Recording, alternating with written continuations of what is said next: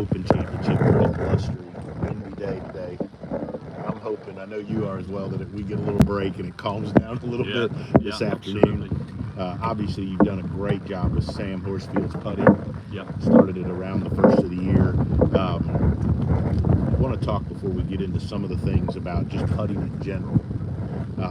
I've followed you on social media and stuff. Talk a little bit about what you think. So to me, this is an interesting venue because with the wind, the weather, the factors, for sure these greens are slower than you would have encountered at Pinehurst or Augusta or Valhalla. Talk to me a little bit about what, the difference between putting here. What are some keys for players that as people watch through the weekend here, as they watch the players at the Open and at Troon, what are some things that you think that people can watch for when it comes to putting, and what's a key to success here this week? Well, definitely, anytime you play links golf here in the UK, the greens are very different to what you might find at a typical PGA Tour event or a live event. Sam's obviously just come back from Valderrama last week. It was really burnt out. The greens were pretty crisped up. They were crisp. They were great. Yeah. You were there, I think, Tony, right? Yeah. They were on the weekend, or I got in on Friday, and those greens, they had a lot of speed to them. Yeah. And it was also, when you're comparing there to here, you had to putt defensively. I thought there, right? There were places and situations on greens where you had to make sure you didn't re-putt or worse.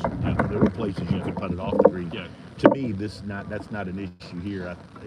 Obviously the greens are big. A little bit more aggressive within reason. It's a major tournament at the end of the day, right? You don't want to shoot yourself out of it. Right.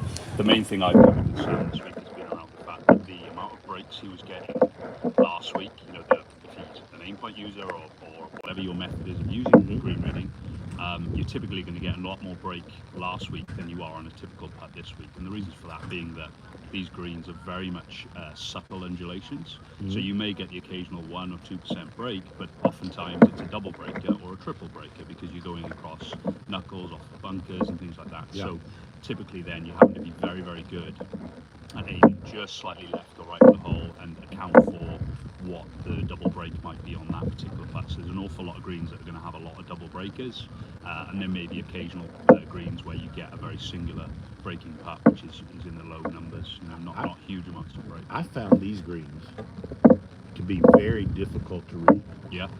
I found that there were some places where the ball would get to the hole and almost go opposite of what you would think, and you really had to do a good job of looking at the surroundings as a whole about to see what the balls would do. I thought they were really tricky. Typically, flatter surfaces or more planar surfaces that are flatter, zeros, ones, twos, they are harder to read because it's not so obvious, right? It's not so visually obvious. That's a good point. When it's closer to zero, it's sometimes hard. If you think around a hole that's just got one single slope going through the middle of it, if you think of that as 360 different putts around the degrees of a circle that you could get, there's only 2 of those putts that are going to be straight, right? The uphill and the downhill.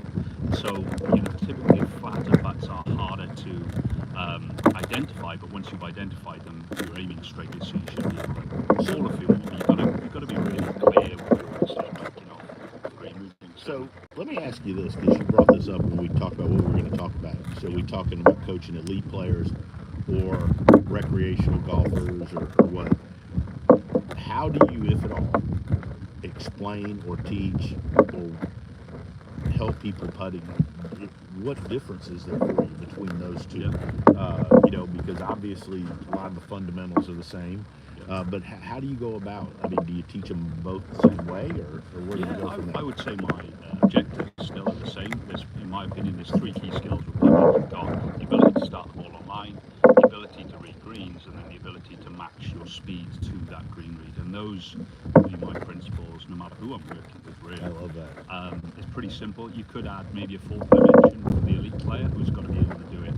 Certainly this week under the most insane amount of pressure, you've got to be able to do those 3 skills under serious pressure. But whatever student or whichever kind of player I've got in front of me, I'm looking at which one of those 3 maybe, or maybe a combination of those 3 needs to get some attention. Typically with, the more amateur player, beginner golfers, young juniors, etc., they often haven't realised the importance of, having a putting lesson even. Sometimes that can be a little bit of a novelty for a lot of players to begin with. As you tend to get up to more the elite levels, players tend to have a little bit more of an idea of what they've already done to get to that point and what their stroke pattern is. So then you're trying to fine tune and refine one of those 3 skills really. Here's a question, because you could take this all the way up through the golf swing actually, but when you get a player, it could be at any level, that's a reasonably good putter, but maybe their fundamentals don't match traditional stuff. Yeah. Do you change it, or how do you approach it? Because, like, let's just take somebody that's a good player, single digit, maybe better, or even a little worse, but they when you ask them, hey, I'm how do you putt? And they're like, I've always been a pretty good putter. And then you look at like where their hands are, how the stroke, how do you approach that? Yeah, I think I would always look for function over form. I'm certainly not going to stand there and have to make a change just to make it look good on Instagram or good on video or whatever. There's no point in that. It has to achieve a reasonable outcome that's based on skill. So for me, I wouldn't base it on how it looks, or maybe they're aiming left and they're short or square, or their eye line's a bit tilted. Ultimately, when you see one of those slightly unorthodox kind of setup positions or stroke sort of tendencies, it might lead to something down the road that maybe they haven't even identified yet. So there's a bit of a judgment call on the coach's part to think, okay, could I maybe foresee that change that might need to be happening and kind of warm them up to the idea of making that change, or do I need to hang fire and wait until it is an issue and then take action then? But ultimately, putting's the one area of the game where you can get away with a few quirks, right? You see all these different types of putting grip, different holds, different setup positions. You see people practicing in multiple different ways. So it is the one skill that probably anything you can get away with a lot more.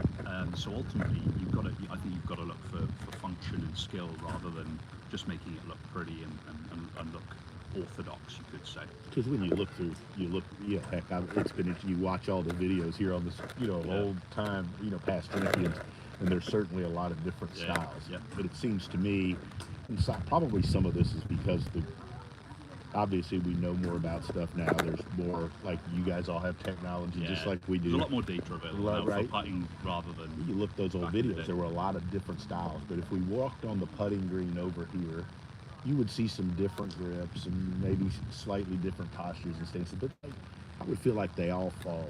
I mean, they're more nowadays than ever fall within. They're a little bit more orthodox looking, certainly. Yeah, I'd agree with that. Yeah, so I think that's probably a resultant of the instruction. People starting to become more putting specialists.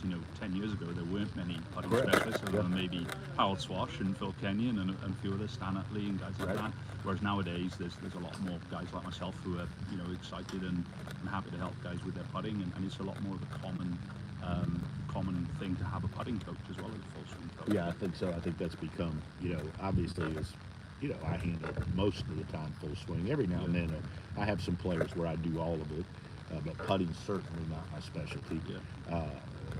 And more on the elite level, you have players that have some sort of a putting or short game specialist. For sure. So for just recreation, anybody listening out there that wants to get better at putting, you talked about the 3 things that you thought were important. When you look at golfers that struggle putting, is there 1 or 2 things that you see that transcend the others, where, like, this is a common thing that gets people going down the wrong road putting?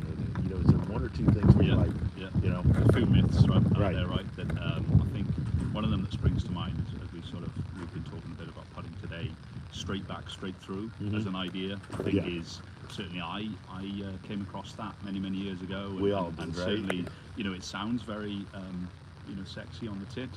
It kind of sounds like it should be right, and certainly I think a lot of the time the amateurs realise that they go, well, straight back, straight through sounds perfect, and oftentimes they're doing such a small stroke that it might look straight back, straight through, but when you actually expand that putting stroke out, there should be, for most people, there should be a very gentle arc to the putting stroke, and if I'm talking in fact, that would be the case. Now, that's not to say sometimes I might give somebody a feel of going straight back, straight through. Let's say somebody who arcs it massively inside, and that's leading to flaws in their putting stroke. You might need to get them to feel, hey, just try and almost feel like your putting stroke's nearly straight back. I would never go straight through as well, typically, but you know, at the end of the day, straight back, straight through is a fact. We've measured it on Sam Putt Lab, we've measured it on Capto. Great putting strokes typically don't do that. People can attempt it, and they'll often take it back straight and then pull it left with their stroke as they arc it to the left on the way through. So typically that kind of concept isn't going to be helpful for most, but there are times at which you might need to feel a little bit of it in order to correct maybe an overly arcing inside backstroke, for example. Right. You know, like anything. No different than a full golf. swing. If somebody's takeaway backswing gets too inside, tell them to take it outside. I mean, you don't really want it outside. It's a feel, right? I think Phil told me, Phil Kenyon told me this a couple of years ago. He said a swing thought doesn't necessarily have to be scientifically correct in order to be helpful. And that's quite a cool little way. You know, we could apply the same in short game or a full swing. Correct. Right? 1,000%. I might not stand up in front of a room full of coaches and say, yes, I believe straight back, straight through is the way forward. But I might, to a certain player in that moment, decide, actually, this guy could do with that little sentence to help trigger something that I want to happen in the backstroke, for example, or you know, another version of a myth that might be out there. So straight back, straight through would be certainly one thing that frustrates me. Something else that often frustrates me is I would say about 90% of the golfers that I've ever given a putting lesson to, at first they tend to underread putts. So that is, I think, the way that our eyes are configured and how we see straight. I think oftentimes people get overly obsessed with the apex and they forget that the ball actually breaks between the start of the putt and the apex. So I think that's led to an issue for a lot of amateur golfers who underread putts. Typically the guys out here don't do that. So right. You know, success leaves clues. Let's try and. I think that's one reason why on greens like this with subtle breaks, it is harder because they don't underread exactly. things, right? It's a little bit easier to be to putt well here because there's a lot more double breakers and there's less break, more 1%, 2% breaking putts rather than the big 3s, 4s, 5s down big tiers that you might have seen at Valderrama last week, for example. Yeah, that's crazy stuff. Yeah. John, awesome stuff, man. You're doing some great stuff with Sam, and you got a bunch of folks. Enjoyed hanging out here at the Open with you. I know you're going to go out and walk over with JP and watch us enjoy the beautiful weather. Yeah, well, we're last off today, so I've got a little bit of a wait. I know. We're 30 minutes ahead, so we're gonna finish after dinner. I know that. So, anyways, best of luck to you guys this week. Some great insight for the folks that watch us, and we'll have this up on the pod as well. So appreciate you, buddy. So I appreciate you too. Thanks, man.